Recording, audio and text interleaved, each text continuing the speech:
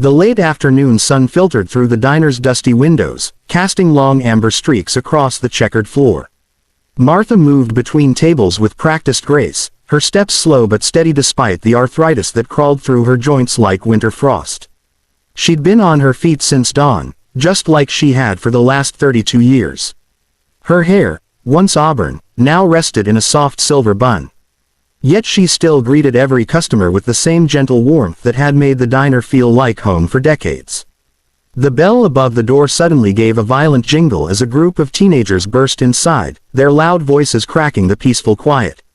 They were dressed in expensive streetwear, shiny sneakers, gold chains, designer jackets, clashing against the old diner's faded charm. Their laughter was sharp, careless, the kind that didn't worry about who it hurt. Martha approached with her notebook, smiling politely. "Afternoon, boys. What can I get started for you?" Eric, the ringleader, didn't respond at first. He looked her up and down with an expression dripping with disdain. He nudged his friend and whispered loudly, "This place smells like a retirement home." The boys laughed. Martha's smile faltered for a split second, but she steadied herself. "We've got fresh pie today," she offered gently. Eric leaned back in the booth. His jaw twitched with arrogance. Then, with a sudden snap of disrespect, he spat directly at her shoes, a dark blob landing on the faded leather. Martha froze. The diner went silent. Her hands trembled, but she didn't bend down to wipe it. Her eyes only lowered, glimmering with hurt she had learned to swallow. At the far corner of the diner, a group of bikers sat in their usual booth, the leather of their jackets creaking as they shifted. They were men who carried years of road and storm in their eyes, grizzled, weathered, and solid as the motorcycles parked outside. Their bikes' engines still hummed faintly in their ears, a distant echo of freedom and power. They had come here every Saturday for decades, not just for coffee and pie, but for the quiet comfort of a place that respected them, and they respected in return. That respect, however, had been shattered in the past minute. Bear, the largest among them, a mountain of a man with a silver-streaked beard and arms like coiled steel, leaned forward, his dark eyes narrowing at the scene unfolding. Martha, trembling but composed, wiped at the wet stain on her shoes, refusing to rise in anger. Eric and his friend snickered and whispered, oblivious to the silent observers. Bear set his coffee down with a thud that rattled the ceramic mug.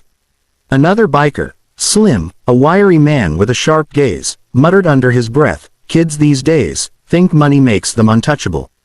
But Bear said nothing. He didn't need to. His presence alone drew the teens' attention. Slowly, deliberately, he rose from his booth. Each step was heavy, measured, echoing through the quiet diner like a drumbeat. Eric's laughter faltered slightly, though he didn't yet understand why. The bikers didn't speak, didn't move faster than necessary, they just walked. But the weight in the room shifted, thickening with the promise that someone who had seen life, pain, and respect being ignored wasn't about to stay silent.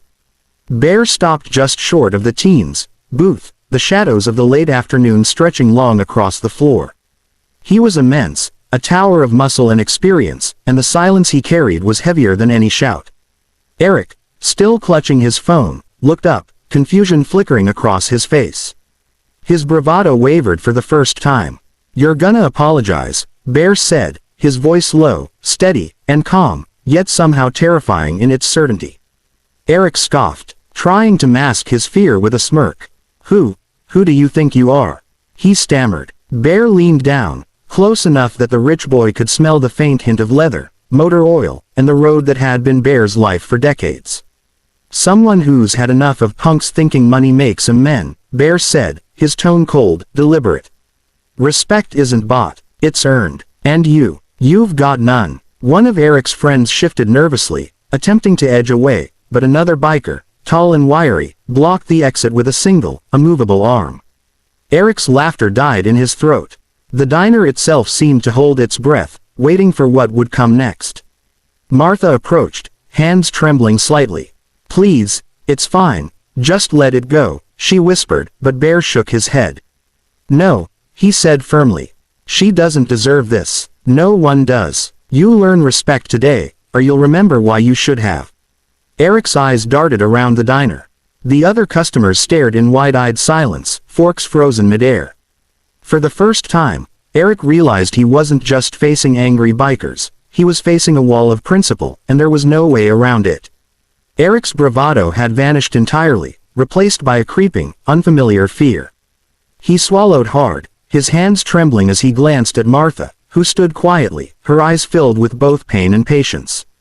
The diner's silence was complete, every customer watching, every fork mid-air, every chair creaking softly under tense weight.